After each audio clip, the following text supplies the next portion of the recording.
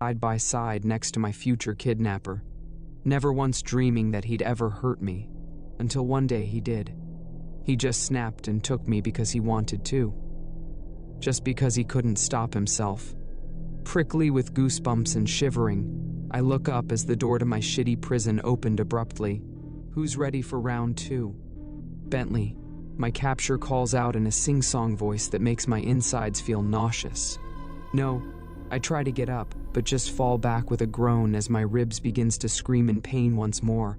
Please don't hurt me.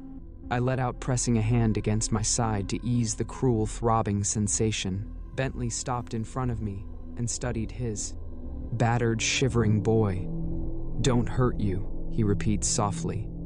Middle-aged, empty life with nothing and none one to lose, he starts chuckling the way he used to, making me cringe with a stab of fear. I'm sorry, boy, but I don't think I can help myself. You're so goddamn easy too, please, I begged, hot stinging tears beginning to roll shamelessly down my bruised cheeks. It felt remarkably good to cry. Letting go of some of my pain in a way was relieving.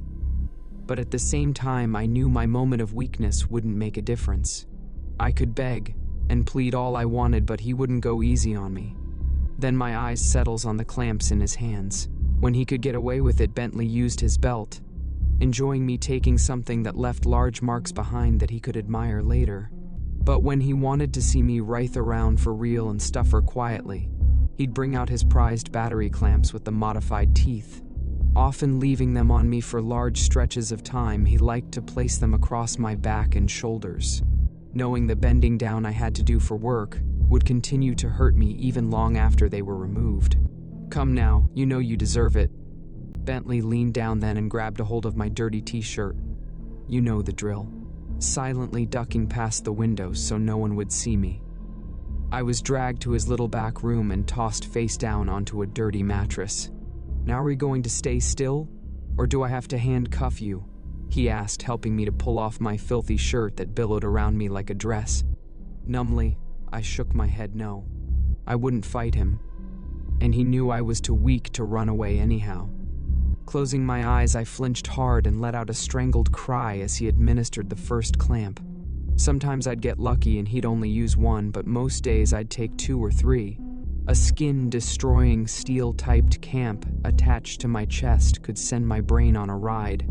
Your first inclination is to scream from the unescapable anguish, because it hits you like a ton of bricks. No matter how strong you are, it will bring you to tears.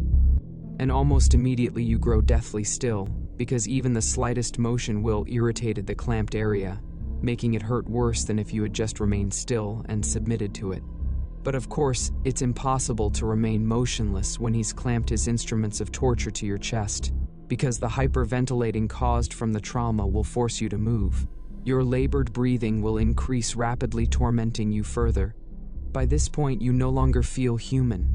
You're just a helpless, trapped animal unable to escape the pain that just won't stop no matter how much adrenaline-fueled endorphins get pumped through your veins. Here is where the real fight begins.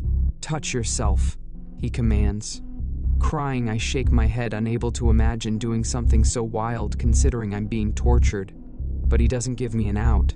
Come on, Quinn. He stroked my shoulder soothingly and I let out a hollow cry. It will dull the pain, trust me. But I don't think I can. My head is swimming dizzily, and I can barely hear what he's saying except for a few fragmented words. Quinn! Don't make me repeat myself, he barks. It'll make it hurt worse. Dizzily, I see him hold up another handful of clamps, and I hazily comply, my trembling hands reaching to grab my withering manhood. But I don't really feel anything. Bentley gets into my face, large meaty hands traveling through my hair. He's whispering stuff into my ear, but I can't really hear him anymore. Faintly, I feel rivers of perspiration trickle down my back and arms. If I had been cold before I was any longer, now my tortured body was feverishly hot, burning my raw skin dry. Come on, boy, try harder. Bentley coasted, placing a new clamp onto my bare, trembling shoulder as motivation. Immediately, it forced a shriek of wild anguish from my cracked lips, and I was forced to try harder. As crazy as it sounded, my tormentor was right. It had been done before. No matter how badly it hurt, if I jerked off hard enough, the pleasure would drown out the pain. But the effort it took was enormous. "Quinn!" Bentley was shouting at me now, something he did often. "I can tell that you're not really trying. Don't make this any harder than it already has to be." But I was trying. It just wasn't working. There was an art to this, and he had fucked it up right away. You had to start slow, introducing the pain in slowly while stroking, but he'd gotten impatient, starting to strong. And now I was paying for it. Overwhelmed by the sickening stress, I fought to get hard, but it wasn't enough. Soon, Bentley started twisting the claps, making empty threats. And I was writhing around on the bed, crying into the sheets. Each new clamp he administered made me sink even deeper into dissociation. "Quinn!" Bentley called from far away. "Let go." And struggling with a muffled scream of pain, I obeyed him, orgasming so hard that my ears began to ring, and I saw slow, sloshing colors that all moved together. For a moment, I wondered if I was going to pass out. But no, my head pounding, bathed in sweat. I had finally crossed over to the place where, if I'd been strung out and suffered bad enough that my body couldn't fight it anymore, instead it would check me out. This was my favorite part of his relentless assault. The time when giving up was all that was left. The part where I hardly even felt the pain anymore because I had grown numb to it. But sadly, it didn't last for very long. But he liked me in that dazed, vulnerable state, where I'd willingly comply with all his wishes, my brain far too damaged and foggy to process much of what was happening to me. I was effectively broken for at least a couple of days. Then he'd start all over again. The shocking words didn't feel real at first. He'd been having a bad day and just snapped. "Sometimes I just want to hit you," he suddenly announced, looking over my work. I was his one and only employee, working as an apprentice in his failing mechanics shop. "You're pathetic how bad you are at your job.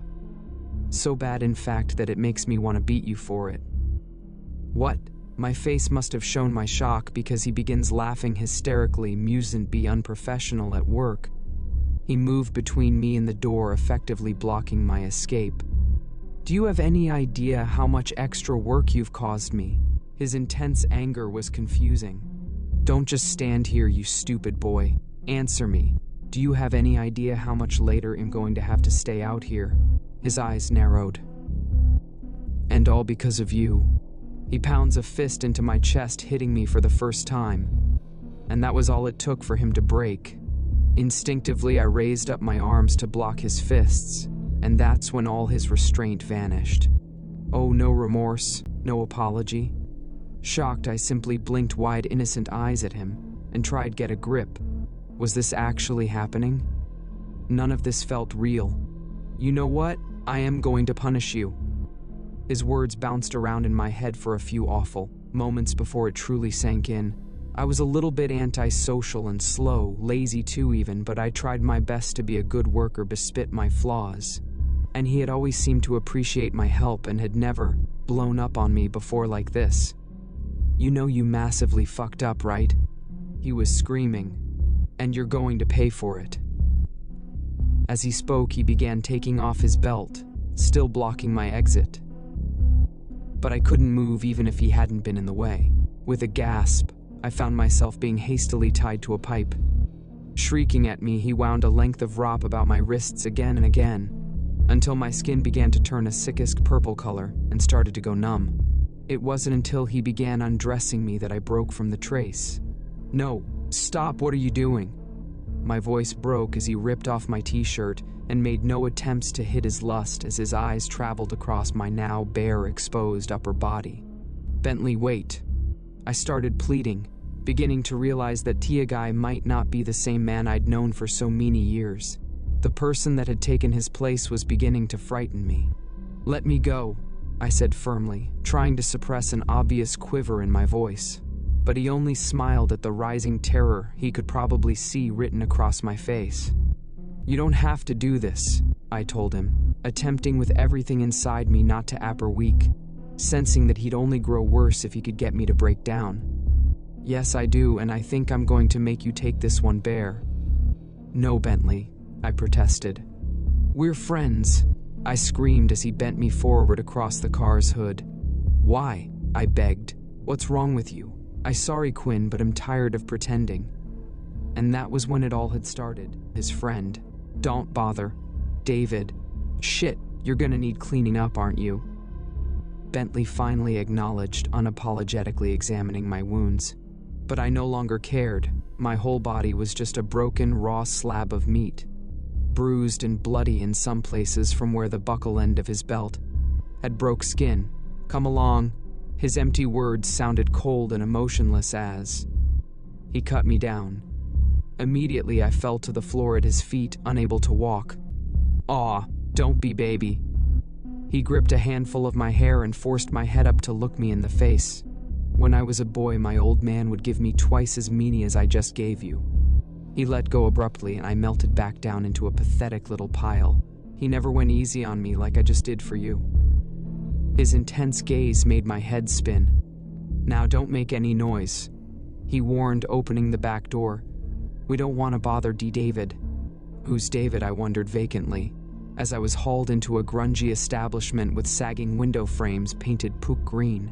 Tearfully, I looked about. Inside was filthy and piled high in garbage, but this didn't really surprise me. In the hallway, I collapsed again, faint from the beating that had left me more dazed and disoriented than anything else. "Get up!" Bentley hissed close to my ear, spit hitting my cheek. His gruff hands reached to shake me violently. I can't," I sobbed out softly, only to be harshly struck in the face. "What did I just tell you?" Bentley shouted. "I said shut up."